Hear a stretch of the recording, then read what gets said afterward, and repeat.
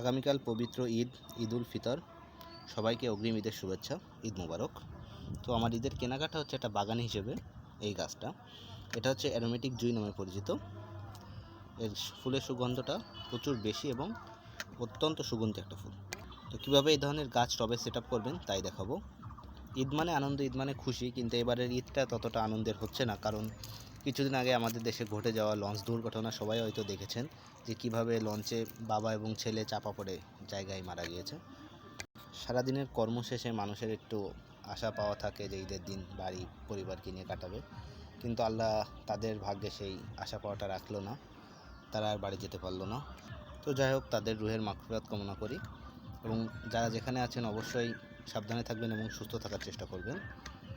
তো এই ধরনের চারা রোপণ করার ক্ষেত্রে প্রথমে একটু চাপ দিয়ে নেবেন, তাহলে হচ্ছে যে রুট বলটা আছে সেটা কিন্তু ভাঙবে না, এবং এই পলির মায়া করবেন না, পলিটা ছিঁড়ে ফেলবেন। এই দেখেন, চাপ দেওয়ার ফলে কিন্তু রুট বলটা কি সুন্দর ভাঙেনি। সবচেয়ে ভালো হয় এঁটেল মাটির রুট বল হলে।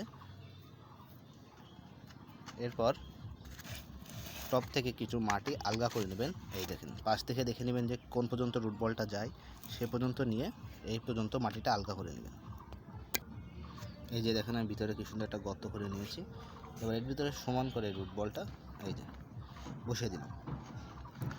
উপর থেকে একটু মাটি নিচে রাখবেন, 1 কর পরিমাণ ফাঁকা রাখবেন, যেন পানি দিলে মাটিটা পড়ে না যায়, ঠিক আছে, পানিটার উপরে দাঁড়িয়ে যায়। তো এরপরে সুন্দরভাবে মাটির চারিদিক থেকে ভরাট করে দিবেন এবং খেয়াল রাখবেন যেন রুট বলটা না ভেঙে যায়।